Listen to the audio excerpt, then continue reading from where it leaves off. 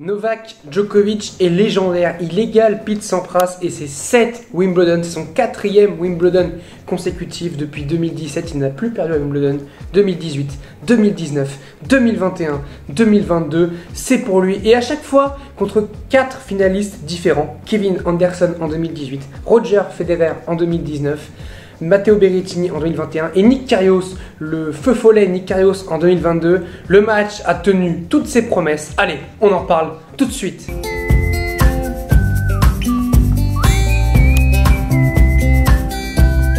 Salut à tous, j'espère que vous allez bien. Je suis très heureux de vous retrouver pour une nouvelle vidéo et aujourd'hui on va évidemment parler de cette victoire exceptionnelle de Novak Djokovic qui remporte du coup son 21e titre du Grand Chelem et c'est la première fois de l'histoire que Novak Djokovic dépasse Roger Federer en nombre de Grands Chelems remportés. C'est la première fois d'ailleurs qu'il passe numéro 2 en termes de Grands Chelems remportés.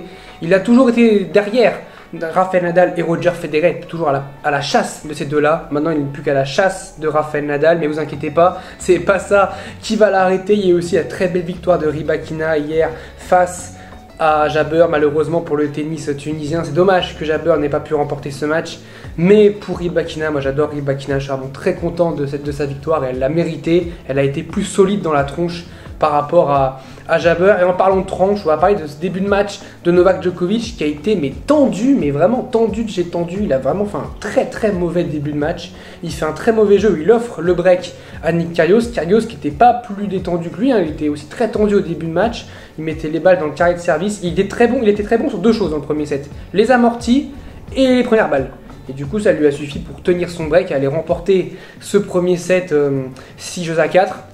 Franchement, il a été, je trouve, assez solide sur ce premier set, très bon sur ce premier set, contrairement à Novak Djokovic qui paraissait assez tendu, mine de rien, de jouer Nick Kyrgios, qui avait toujours pas gagné un set à ce moment-là contre Kyrgios, qui avait toujours pas breaké Nick Kyrgios. Et puis il y a eu ce deuxième set, et il y a eu un petit peu un changement d'attitude, notamment.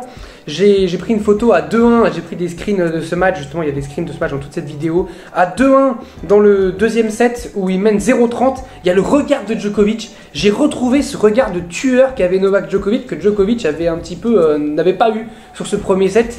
Et à ce moment-là j'ai fait ça y est, il est rentré dans sa finale et maintenant Nick, et bah vas-y, va falloir aller le chercher. On est voilà un Novak Djokovic qui a vraiment augmenté son regard de tueur. La boxe de Novak Djokovic qui était assez tendue et on voit au fur et à mesure du deuxième qu'il commençait un petit peu à plus serrer le point. Quand Djokovic remporte un jeu assez serré dans le 7e jeu du deuxième set, le jeu à 4-2, jeu très serré, il a 30A, il remporte les 2 points après consécutifs et on voit la boxe qui se lève, qui sait que ce deuxième set est capital pour Novak Djokovic. On a évidemment ce dernier jeu de deuxième set où Nick Kyrgios mène 0-40 sur le service de Novak Djokovic, où Nick Kyrgios se procure 3 voire 4, même 4 balles de break et il ne les convertit pas. Et Novak Djokovic, quand tu ne convertis pas tes balles de break face à Djokovic, à un moment tu le payes et puis tu le payes. On se retrouve du coup à un set partout et on sent, comme j'ai dit, le regard de Djokovic qui change et surtout Nick Kyrgios qui a été, je trouve, exemplaire pendant le premier set, exemplaire on va dire dans le début du deuxième set, et puis il a commencé à parler à sa boxe, à faire des petits signes, à faire des allez bravo, c'est grâce à vous que si je fais de la merde, qui a commencé à faire du Kyrgios dans le texte pour perturber peut-être Novak Djokovic, pour aussi peut-être un petit peu décompresser, mais ça marche pas. Face à Djokovic, tu ne peux pas faire ça, tu ne peux pas réussir à, comment dire, à déranger Novak Djokovic si toi-même t'arrives pas à être concentré sur ton match. Et c'est ça qui est terrible franchement, et c'est ça vraiment dommage pour Nick Kyrgios, c'est que en fait il y avait la place, on va dire, que s'il avait été concentré, parce que notamment à le deuxième set, comme je dis, il a 3 balles de débreak pour revenir à 5-4 puis après aller servir pour revenir à 5 partout. Il y a ce troisième set où on sent quand même qu'il est ultra tendu, ça y est, il commence à être ultra tendu, il parle à l'arbitre, il parle à son box, il exclut à un moment, il y a une femme, il dit un gros mot, il prend un avertissement. Alors, il y a eu tout ça, et dans ce troisième set, il a quand même le match en main, parce qu'il mène, enfin le match en main, il a son service en tout cas en main, puisqu'il a 4 partout dans le troisième set, et il mène 40-0, donc il est un serveur comme Nick Kyrgios, ce jeu-là, il le remporte à 99% du temps, mais c'est Novak Djokovic. Novak Djokovic revient petit à petit, et au fur et à mesure des points, il commence à faire bravo à son box, allez hop, c'est continue, bravo, je continue comme ça. 40A, il fait une double, mais la double, c'est pas de la faute de son box, hein, s'il fait une double, donc il fait une double. Et derrière, il se fait breaker, et Novak Djokovic n'en demandait pas tant, il n'en demandait pas tant. Le jeu était foutu, le jeu était plié, le jeu était pour Nick Kyrgios. Comme j'ai dit, 9 fois sur 10, Nick Kyrgios remportait ce jeu. Et là, bah, c'est Novak Djokovic en face, Novak Djokovic commence à lui rentrer dans la tronche, et qui remporte ce troisième set 6-4. Lui il s'est pas fait prier pour remporter après son jeu de service 6-4, et Kyrgios qui a applaudi après son box, hein, bravo, merci de me soutenir. Mais voilà, c'est ça que je remarque, c'est que Novak Djokovic par rapport à Nick Kyrgios, ces moments importants, il les a gérés admirablement bien, et on en parlera justement après dans le quatrième set, le dernier moment un petit peu dans le quatrième set. Je trouve que Novak Djokovic, et on connaît évidemment Novak Djokovic, il est tueur. Il est tueur dans le sens où quand il faut plier un match, ou plier un set, ou plier un jeu, lui il va le faire. Un jeu à 40-0, Djokovic il en perd jamais. Il ne perd jamais un jeu où il mène 40-0, Novak Djokovic. Même quand il mène 30-0, il perd pas un seul jeu quand il fait ça, Novak Djokovic. Nick Kyrgios, même un gars comme Kyrgios, ça peut lui arriver. Et c'est ça qui est dingue, et c'est ça qui montre encore que les gars sont des légendes comme Nadal, Djokovic. C'est des légendes, et franchement, ne pas réussir à les battre, ils vont avoir 40 ans dans 4 ans et ils vont encore être imbattables. C'est incroyable, franchement c'est prodigieux. Je suis vraiment subjugué par tout ce qui s'est passé. Alors entre le troisième et le quatrième, Novak Djokovic fait une pause toilette qui a été plus bénéfique pour Nick Kyrgios, je trouve, mine de rien. Si c'est Djokovic qui est parti aux toilettes, comme quoi c'est pour dire que les pauses toilettes c'est un petit peu aléatoire au final. Mais en fait, Nick Kyrgios, ça lui a permis sur sa chaise de se calmer. Et il a plus dit un mot. Et dans le quatrième, il s'est apaisé, en tout cas début de quatrième, il s'est apaisé. On a retrouvé Nick Kyrgios du premier set et du début de deuxième set, très concentré, vraiment dans sa finale, parce que le niveau était très bon. À partir du troisième set, pour moi, le niveau était vraiment très bon. Les deux jouaient très bien, parce que le premier, comme j'ai dit, Djokovic était très tendu. Kyrgios aussi, il n'y avait pas beaucoup d'échanges. Le deuxième, ça a été un peu mieux. On a senti un Djokovic que, au fur et à mesure du deuxième, montait en puissance. Kyrgios, même s'il faisait un petit peu n'importe quoi, il était quand même là. Et puis troisième set, ça devient vraiment un très beau match. Et puis quatrième, c'est devenu un match excellent, un très bon match. Une très belle performance de tennis. J'ai eu peur pour Kyrgios à 4 partout. À 4 partout dans le quatrième, surtout quand il mène 30-0, que Djokovic revient à 30A, je fais... Celle-là, il va nous la refaire. Il va nous refaire le coup, il va lui mettre 6-4.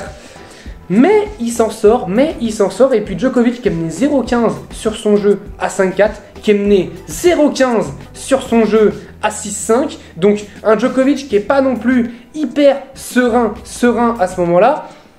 Et moi, je me pose, mine de rien, une question, c'est Kyrgios, est-ce qu'il n'a pas manqué un petit peu de panache sur ces jeux-là, sur le jeu à 5-4 dans le quatrième et le jeu à 6-5 dans le quatrième? Est-ce qu'il n'a pas manqué un petit peu de panache et de faire, allez, je balance tout ce que je peux balancer, comme il sait très bien faire, d'ailleurs Nick Kyrgios, comme il sait très bien faire, parce que dans le jeu, notamment en 6-5, je me rappelle, il y a 0-15, et il va à la volée, elle n'est pas dans le bon tempo, et il fait une volée longue de revers qui est longue du coup évidemment, et du coup ça fait revenir Djokovic après à 15 armes. Enfin, il y a quelques occasions manquées, et puis le tie-break, le mode 0 faute activé pour Novak Djokovic, une faute. Il aura fait une faute sur le tie-break, je l'ai compté parce que maintenant je compte quand Novak Djokovic est dans un tie-break, une faute. Honnêtement, une seule faute pour Novak Djokovic. Et c'est ça qui est dingue, c'est que Kyrgios, on s'est dit avec sa qualité de service, il peut tenir Djokovic sur le tie-break et il va remporter 2 points sur sa mise en jeu, sur le tie-break. Et les 2 points, c'est à 6-1. Donc c'est pour revenir à 6-2 et à 6-3. Donc quand le match était déjà plié, parce qu'on savait à ce moment-là que 5 balles de match, Djokovic n'allait pas passer là-dessus. Il y a une double faute pour commencer le tie-break, c'est jamais bon. Alors il fait une deuxième à 220, mais c'est jamais bon de faire une double faute sur le premier point du tie-break. D'ailleurs, il y a la petite erreur de Djokovic à 2-0, enfin grosse erreur quand même, parce qu'il fait quand même un baduf dans le filet. Après, il y a 2 fautes directes de Nick Kyrgios qui met Djokovic à 4-1, qui met sur un piédestal, et derrière 5-1, 6-1, 6-2, 6-3, 7-3, les bras levés. J'ai gagné Wimbledon pour la 7e fois. Les émotions de Djokovic qui étaient assez émues. Il y a eu une très belle accolade entre les deux, franchement j'ai trouvé, c'était vraiment très bien, très posé entre les deux. Voilà, il paraît que le vainqueur allait offrir un dîner au perdant, donc Nick Kyrgios ne payera pas. Alors ils ont dit pas ce soir, évidemment, parce que Djokovic a des choses à faire. Il a le bal évidemment, où il va ouvrir le bal avec Rybakina, c'est le protocole, mais c'est ça, c'est la tradition, voilà, c'est la tradition de Wimbledon, c'est que le vainqueur masculin ouvre le bal avec la vainqueur féminine. Et donc voilà, Novak Djokovic, très sérieux, franchement j'ai bien aimé aussi la remise des prix. Alors ça m'a fait rire, Nick Kyrgios qui avait une casquette rouge, ça sent l'amende, ça sent l'amende pour Nick Kyrgios, et connaissant les Anglais ça peut être une assez grosse amende mine de rien. J'ai adoré ce qu'ils se sont dit, ouais, Kyrgios qui fait, quand la journaliste lui demande est-ce que vous avez envie d'y retourner? Pas du tout, c'est trop dur. Non mais ouais, j'ai adoré du Kyrgios dans le texte. Il a pas remercié son box, je crois, j'ai essayé d'entendre ce qu'il disait, il a pas remercié son box sur la remise protocolaire. Novak Djokovic, lui qui a été classe, qui a été vraiment classe avec Nick Kyrgios, qui a dit Kyrgios, faut que tu reviennes, franchement. T'es incroyable, c'est le début d'une bromance entre nous, voilà, il y avait sa petite fille qui était là, son fils n'était pas là, je sais pas où il était, il devait peut-être être sur le court en train de jouer, mais en tout cas là, sa petite fille était là, son fils n'était pas là, mais Novak Djokovic qui du coup remporte son 21e titre du Grand Chelem, déjà remporté un Grand Chelem, quand j'avais fait la vidéo sur Medvedev qui a remporté l'US Open, j'avais dit c'était prodigieux de remporter un Grand Chelem, alors 21, c'est-à-dire que c'est prodigieux fois 21, c'est exceptionnel, il a gagné pour la première fois à Wimbledon en 2011, pour la première fois en 2011, 11 ans après, il en a gagné 6 de plus. C'est dingue. Et je vais faire un petit peu alors pas mon chauvin, mais mon Murray 20. Andy Murray reste pour le moment le seul à avoir battu Novak Djokovic en finale de Wimbledon.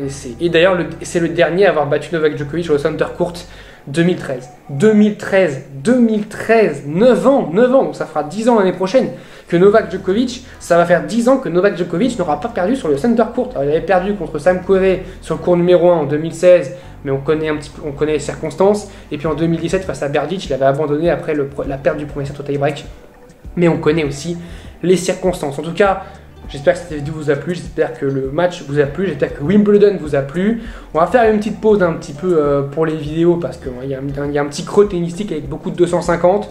On se retrouvera quand même très vite parce qu'il y a de belles échéances qui arrivent. Il y a Montréal, il y a Cincinnati, il y a évidemment l'US Open. Est-ce que Novak Djokovic sera de la partie? C'est la vraie question. Je vous dis salut à tous, portez-vous bien.